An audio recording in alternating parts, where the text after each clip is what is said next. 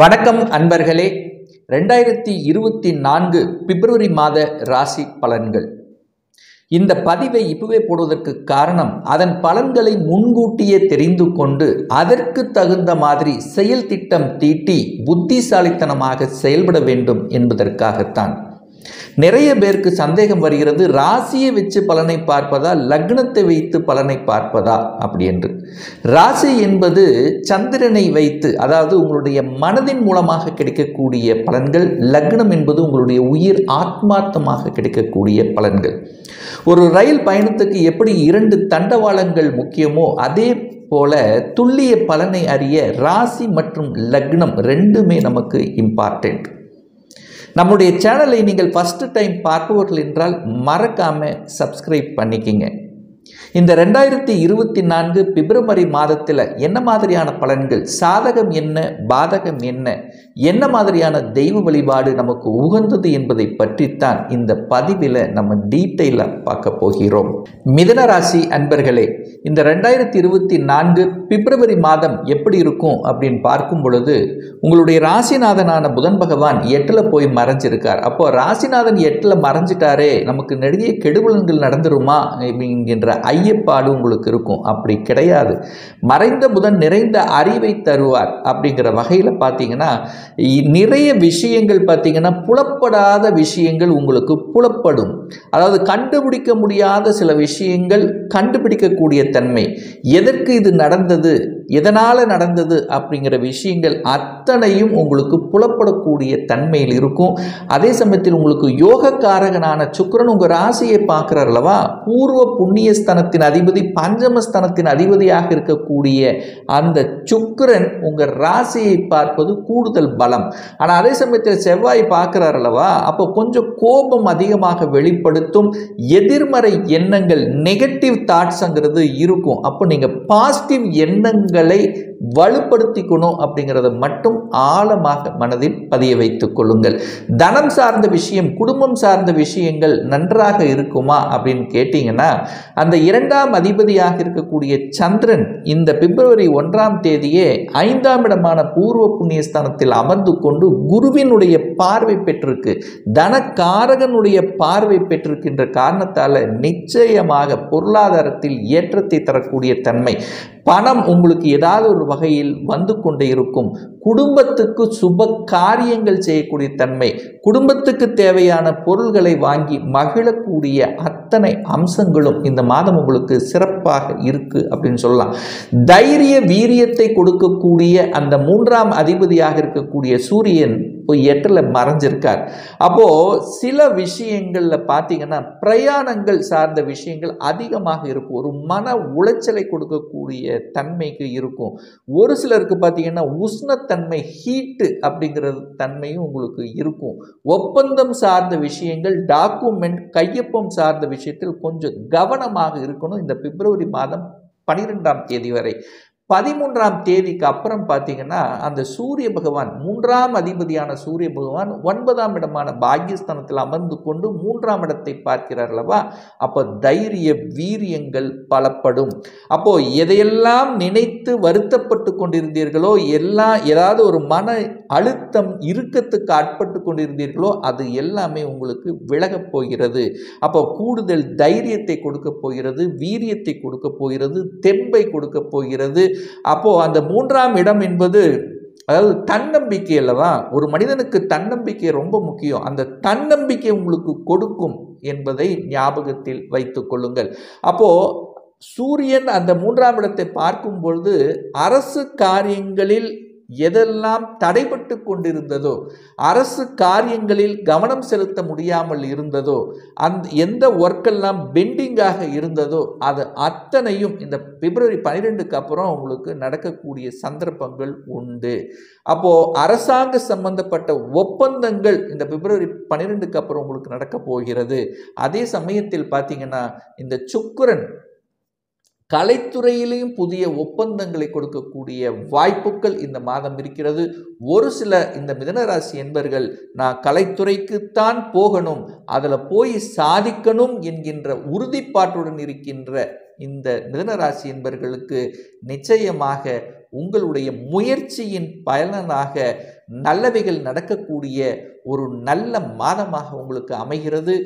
4ஆம் இடத்துல கேது உட்கார்ந்திருக்கார். சர்ப்ப கிரகம் என்று சொல்லக்கூடிய கேது அங்கே இருக்கின்ற காரணத்தால அந்த 4ஆம் இடம் என்பது தாய் ஸ்தானம்ங்கிறதுனால தாயினுடைய உடலம் சார்ந்த விஷயத்திலும் தாயினுடைய வர்க்கம் சார்ந்த விஷயத்திலும் கொஞ்சம் கவனம் எச்சரிக்கையுடன் இருக்கணுங்கிறதையும் ஞாபகத்தில் வைத்துக் கொள்ளுங்கள். ஏன்னா கேதுங்கிறது யாரும் புரிந்து கொள்ள முடியாத ஒரு கிரகம் தான் அந்த கேது. அந்த கேது அங்கு இருக்கிறதுனால ஒரு சிலர் பார்த்தீங்கன்னா தன்னுடைய சொந்த ஊரை விட்டு வெளியில் போகக்கூடிய தன்மைகளும் சந்தர்ப்பங்களும் உங்களுக்கு இருக்கிறது. ஒரு சிலர் பார்த்தீங்கன்னா அந்த 4ஆம் இடம் என்பது கேது ஒரு விவசாயத்தில் இருக்கின்றவர்களுக்கும் ஏதாவது தடைகளை கொடுத்து கொண்டிருந்தது. ஒரு லாபத்தையே நமக்கு கொடுக்கலையே, ஒரு பிரச்சனையாகவே இருந்து கொண்டிருக்குதே, அப்படி என்னுடைய முயற்சியெல்லாம் தோல்வியுற்று கொண்டிருக்கிறதே அப்படின்னு நினைத்திருந்த விவசாய பெருமக்களுக்கு இந்த மாதத்தினுடைய பிற்பகுதிகளில் நல்லவைகள் நடக்கக்கூடிய ஒரு நல்ல மாதமாக உங்களுக்கு அமைகிறது. என சூரியன் பார்த்தீங்கன்னா 9ஆம் இடத்தில் அமர்ந்து கொண்டு அந்த 9ஆம் அதிபதி பாக்யஸ்தானத்தின் அதிபதி ஆட்சி பலத்துடன் வலிமையாக இருந்து முயற்சி ஸ்தானத்தை பார்க்கறதுனால நிச்சயமாக இந்த மாதத்தினுடைய பிற்பகுதியில் உங்களுடைய முயற்சிகள் ஈடேறக்கூடிய தன்மைகள். அதே சமயத்தில் பார்த்தீங்கன்னா குழந்தைகளினுடைய பிறப்பு சார்ந்த விஷயத்தில் சில தடைகளை கொடுத்து கொண்டிருந்ததுன்னு சொல்லலாம். என கடந்த காலத்தில் அங்கே கேது அமர்ந்து கொண்டு குழந்தைகளுடைய நலன் சார்ந்த விஷயத்தில் ஒரு பிரச்சனை கொடுத்து கொண்டிருந்த அந்த காலம் விலகிவிட்டது. குருவினுடைய பரிபூர்ண ஒளித்தன்மையுடைய அந்த குருவினுடைய பார்வை 5ஆம் இடத்தின் மீது பதிகிறது. சுக்கிரன் 5ஆம் இடத்து அதிபதி என்று சொல்லக்கூடிய சுக்கிரன் மீது பதிகின்ற காரணத்தால நிச்சயமாக குழந்தை பிறப்பு என்பது உங்களுக்கு சாத்தியமான ஒன்றாகவே அமைகிறது. குழந்தைகள் இதுவரைக்கும் பார்த்தீங்கன்னா ஏதாவது ஒரு ரூபத்தில் ஒரு மன கஷ்டத்தை கொடுத்து கொண்டிருந்தார்கள். என் பேச்சை கேட்க மாட்டேங்கிறாங்க, ஒரு நல்ல படிக்கிறதுல கூட ஒரு மாதிரியான ஒரு தன்மை இருக்கிறதே என்று குழந்தைகளை நினைத்து வருத்தப்பட்டு கொண்டிருந்தவர்களுக்கெல்லாமே நிச்சயமாக சாதிக்கக்கூடிய குழந்தைகள் தான் என்கின்ற அந்த எண்ணம் உங்கள் மனதிலேயே ஈடேறக்கூடிய தன்மை இருக்கிறது. குழந்தைகள் சிறப்பாக வளருவார்கள். இன்னாரது குழந்தை என்று சொல்லக்கூடிய அமைப்பில் சிறப்பாக இருக்கு. குழந்தைகள் படித்துட்டு ஒரு வேலை இல்லாமல் இருக்கிறார்களே என்று விசனப்பட்டு கொண்டிருந்தவர்களுக்கெல்லாம் குழந்தை இந்த நல்ல வேலையில் செட்டில் ஆகக்கூடிய வாய்ப்புகள் இந்த மாதத்தினுடைய பிற்பகுதியில் சிறப்பாக இருக்கிறது அப்படிங்கிறத ஸ்ட்ராங்காக நம்ம சொல்லலாம். அதே சமயத்தில் செவ்வாய் 7ஆம் இடத்தில் உட்கார்ந்திருக்கார். அதாவது பொதுவான களத்திர காரகன் என்று சொல்லக்கூடிய அந்த சுக்கிரன் 7ஆம் இடத்தில் இருக்கின்ற காரணத்தாலும் அந்த குருவினுடைய பார்வை அந்த 7ஆம் இடத்து அதிபதியாக இருக்கக்கூடிய அந்த குரு லாபஸ்தானத்தில் அமர்ந்து கொண்டு அந்த திருமணஸ்தானத்தை பார்க்கின்ற காரணத்தால திருமணம் சார்ந்த சுப காரியங்கள் என கடந்த 2.5 வருடங்களாக பார்த்தீங்கன்னா இந்த சனியினால, அதாவது இந்த அஷ்டம சனியான அல்லல் பட்டு கொண்டிருந்தவர்கள் ஒரு நல்ல திருமணம் நடக்கவே இல்லையே, வரன் பார்த்தும் சரியாக செட் ஆகலை என்று இருந்தவர்களுக்கு எல்லாமே ஒரு நல்ல காலம் பிறக்கக்கூடிய தன்மை, அல்லது அப்படி திருமணம் ஆகியிருந்தாலும் ஏதாவது ஒரு பிரிவினையை நோக்கி அல்லது கணவன் ஒரு இடத்துல மனைவி ஒரு இடத்துல இந்த மாதிரி ஏதாவது ஒரு சிக்கலில் தவித்து கொண்டிருந்தவர்கள் எல்லாம் ஒன்று சேரக்கூடிய ஒரு நல்ல மாதமாக உங்களுக்கு அமைகிறது.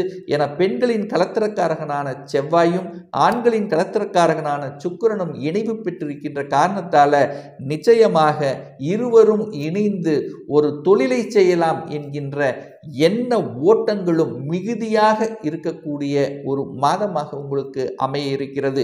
10ல் ஒரு பாவியாவது இருக்கணும் அல்லவா?